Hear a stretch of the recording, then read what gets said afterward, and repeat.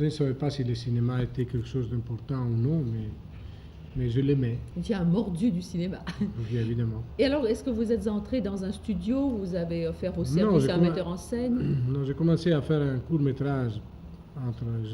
On était deux ou trois amis. Un court-métrage dans un hôpital des fous, avec les vrais fous. On faisait du néo-réalisme Avant que ça existe. avant que ça existe. Mais le premier jour de tournage, on a allumé les lampes pour éclairer les milieux. Ils étaient très tranquilles, les fous. J'étais très content d'eux. Ils étaient obéissants. Mais dès qu'on a éclairé, ils sont devenus vraiment fous. Violents, oui. Oui, violents. Alors on a découpé et le documentaire, Il est tombé là, il a il est fini. tombé, il est fini. Mais vous en avez réussi d'autres quand même. Puis après, je suis venu à Rome. J'ai fait de la critique dans les journaux locaux, et puis je suis venu à Rome, parce que seulement à Rome, on pouvait faire du cinéma. Et je suis venu à Rome avec un prétexte. J'étais employé dans un bureau, et j'ai quitté ce bureau pour m'employer dans une revue du cinéma. J'ai fait encore de la critique, et puis enfin, j'ai réussi à faire j'ai fait des découpages. On m'a payé pour faire des découpages comme ça. Bon. Un petit peu comme en France plus tard, Truffaut ou Daniel Volcroz sont venus de la critique au cinéma. Oui. Mais comment est-ce que vous êtes arrivé en France un jour à être l'assistant de Carnet? Parce que j'ai travaillé dans un film en Italie qui s'appelait, c'est un mauvais film d'ailleurs, s'appelait I Due Foscari. C'était un mauvais film, un film en costume. Et la Scalera, à un certain moment, m'a dit si je voulais aller en France avec Carnet. Alors évidemment, Carnet, c'était le plus grand metteur en scène du moment. Et je suis parti en faisant vraiment un miracle, parce que j'étais militaire à ce moment-là. C'est pendant la guerre, alors. Oui, pendant la guerre. Est-ce que vous vous êtes bien entendu avec Carnet? Eh bien, je l'admirais, mais j'étais aussi un peu déçu, je dois le dire. Je n'étais jamais d'accord avec lui. Je trouvais qu'il avait une façon de placer la caméra, de trouver l'angle, vous savez, très, très joli. Mais travailler un peu à la surface des choses, moi je n'aimais pas ça. Déjà, à l'époque, vous aviez des idées précises Oui. sur la technique Oui. du cinéma. Oui. Et Oui, enfin, peut-être c'était des idées pas justes, mais enfin, je les avais. Oui. Par exemple, à peu près à cette époque-là, en Italie, je crois, on a commencé l'époque du néo-réalisme italien. Oui. Et moi aussi, j'ai commencé à tourner. Mon premier documentaire s'appelait Gente del Po. C'était en 1942. Alors, C'était le moment où Visconti tournait Ossessione. vous étiez d'accord avec cette école-là? Eh bien, je crois que le néoréalisme a commencé après la guerre en Italie. Mais à ce moment-là, il y avait déjà cette exigence de s'approcher aux hommes. Le documentaire italien était toujours sur les choses, sur les lieux, sur les églises, les œuvres d'art, etc. On ne s'intéressait jamais au travail de l'homme. Et moi, je crois d'avoir été les premiers à faire ça.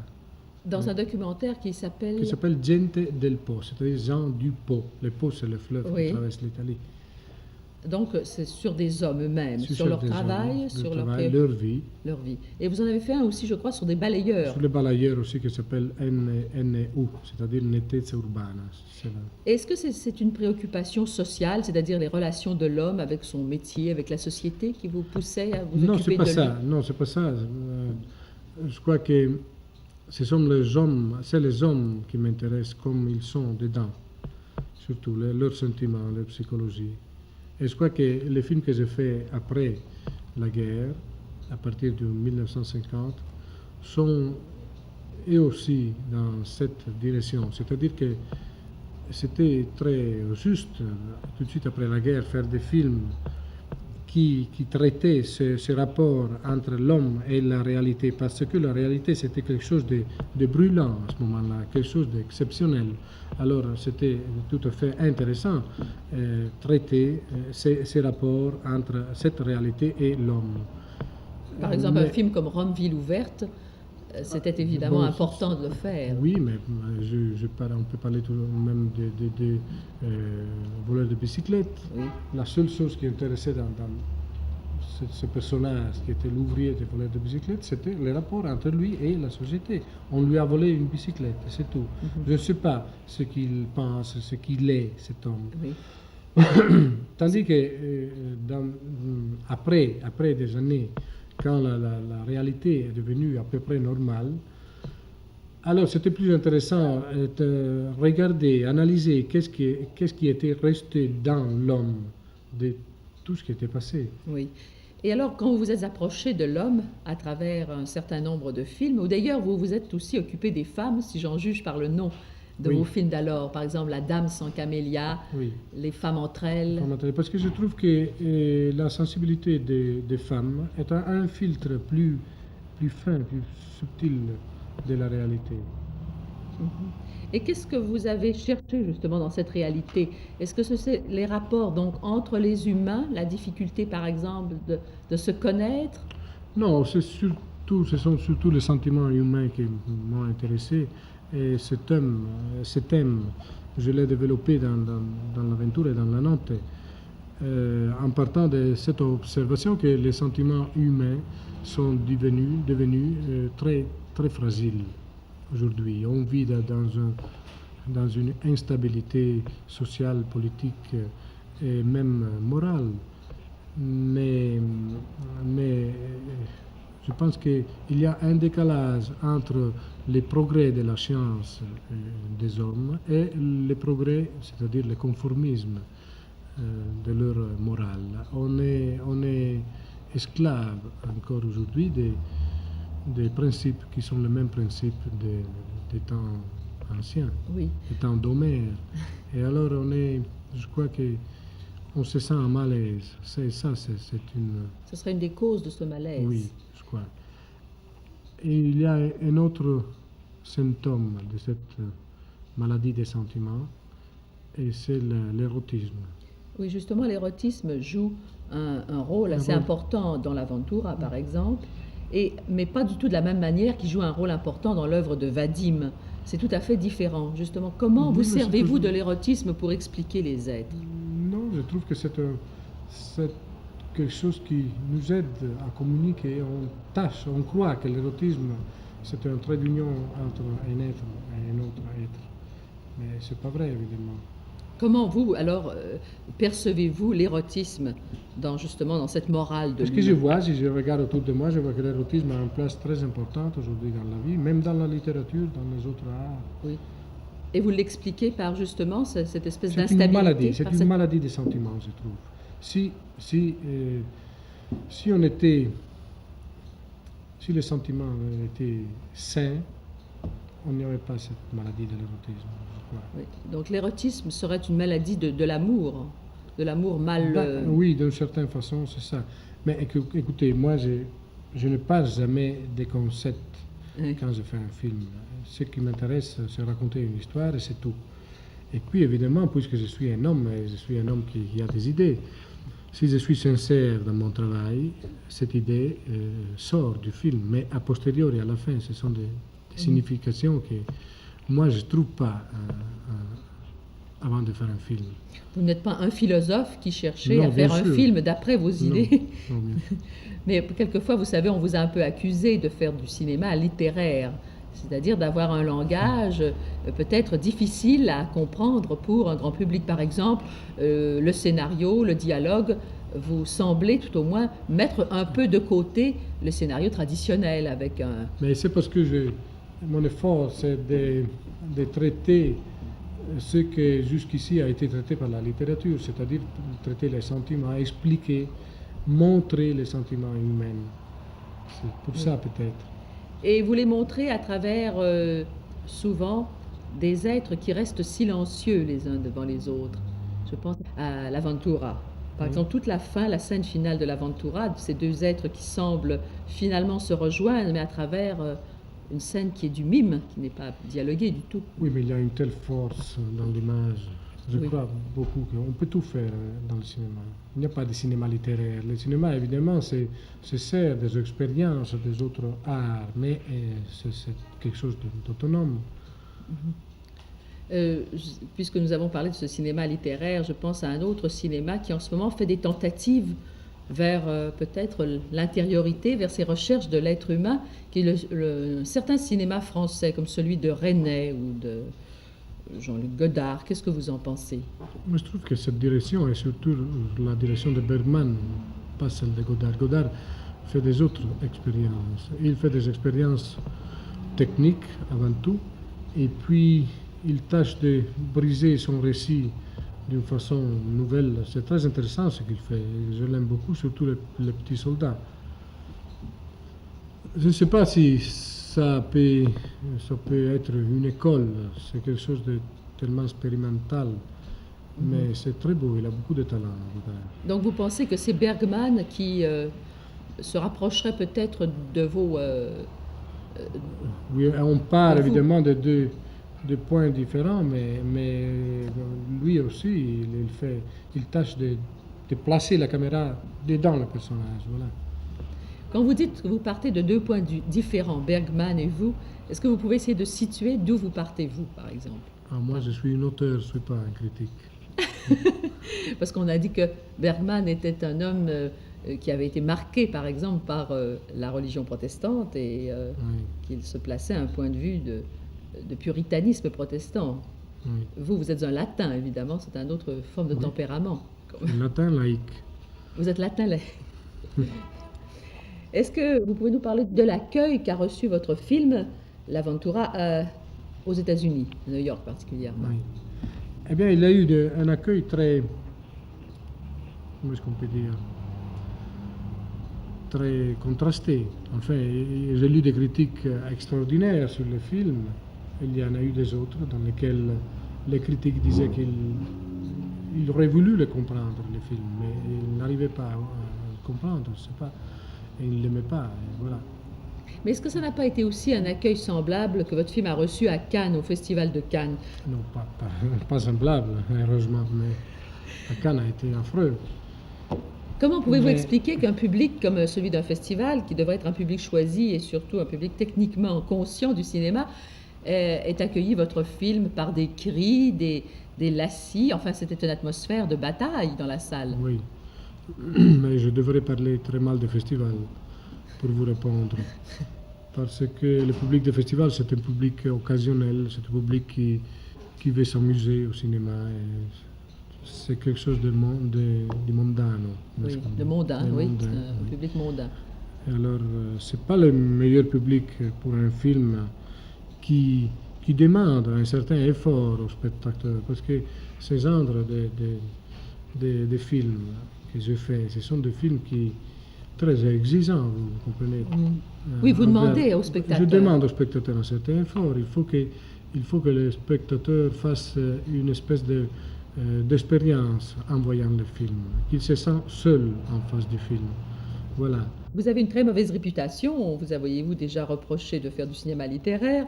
On vous reproche aussi de traiter vos comédiens comme des objets, de les diriger d'une façon très limitée, que les comédiens, par exemple, vous ne leur expliquez pas pourquoi ils sont là, ce Oui. qu'ils veulent faire, vous leur dites faites ceci, faites cela. Voulez-vous vous défendre votre position? Je pense que un acteur, il ne doit pas comprendre, il doit être.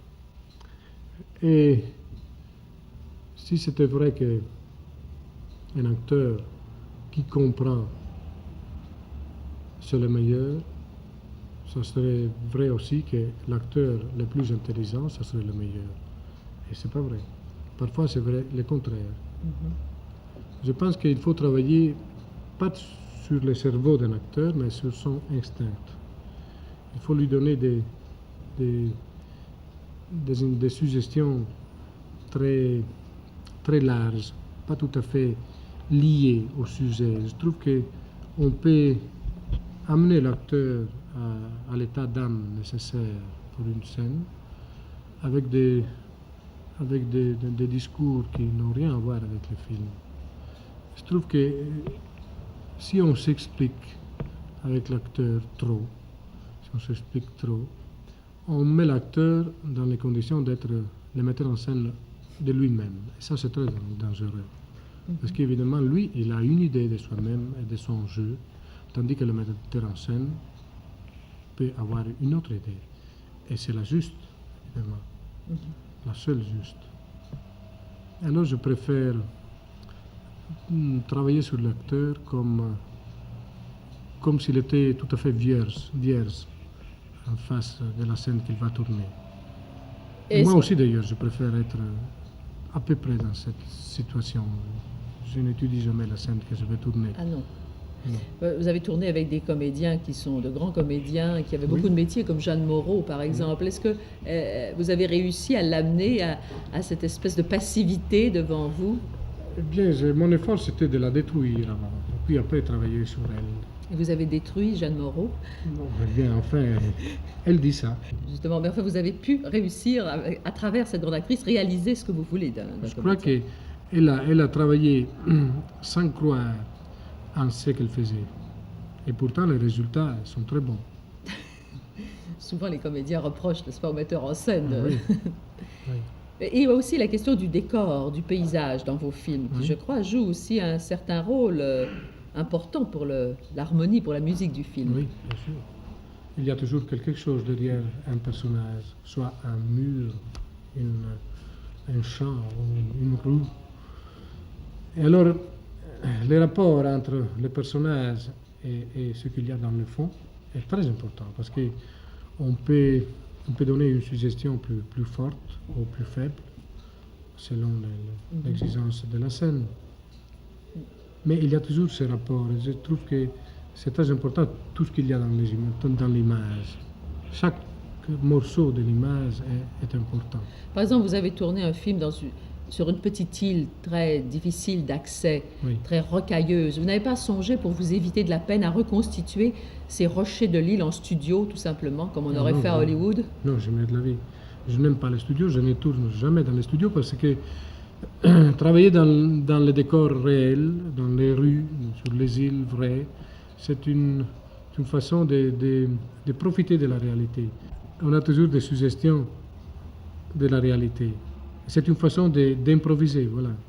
On écrit. Aujourd'hui, je trouve qu'il faut écrire les films en le faisant. Voilà. En le faisant, vous écrire préparez. avec la caméra, voilà. Mais vous préparez quand même un scénario d'avance. Oui, bien sûr, mais je change beaucoup, j'improvise beaucoup. On vous a reproché d'être quelqu'un d'amer, de pessimiste. Est-ce que votre cinéma traduit un aspect pessimiste de la vie? Je ne peux pas juger, mais moi, écoutez, je fais des films avec tellement de difficultés que je crois vraiment d'être un optimiste. Au moins en ça. Je crois dans les films que j'ai faits, dans mon travail, dans les hommes, alors, dans la vie. On dit toujours qu'un créateur apporte dans l'œuvre qu'il fait un peu de lui-même et qu'à sous cet angle-là, il y a toujours une partie de sa propre biographie, en fait, même si elle n'est pas réelle, si elle n'est pas racontée mot à mot. Est-ce que cela veut dire qu'à travers les expériences de Sandro, par exemple, il y a de votre propre recherche à vous? Mais je cherche toujours de changer les événements de ma vie, de n'être pas autobiographique. Je cherche d'être autobiographique dans un sens plus large, c'est-à-dire comme esprit d'une certaine histoire, pas dans les événements réels, pratiques, dans les faits du film. Oui, je comprends. En somme, vous transposez quand même certaines scènes. Est-ce que vous, par exemple,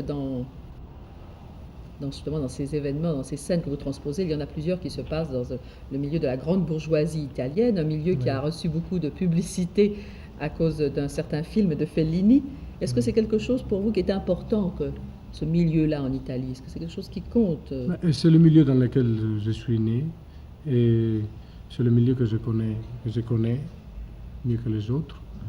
Je sais comme ces gens parlent, qu'est-ce qu'ils pensent. Alors je peux traiter leurs problèmes. Mais j'ai fait un film aussi dans un milieu ouvrier, c'est El Grido. Le cri, oui. Oui. Eh bien, en terminant, Michelangelo Antonioni, est-ce que vous pouvez, mon Dieu, donner une sorte de direction à votre cinéma actuellement? C'est un cinéma qu'on a qualifié quelquefois de néo-réaliste intérieur. Est-ce que Oui, ce sont les critiques français qui ont dit ça. Mais vous, qu'est-ce que vous en pensez? Est-ce que ça correspond à quelque chose pour vous de réel? Ou si vous refusez cette étiquette? Écoutez, moi, je préfère ne pas penser à ça. Je préfère penser aux histoires, penser aux personnages, regarder la vie et chercher de mettre cette vie dans mes films avec le plus de vérité possible. C'est tout.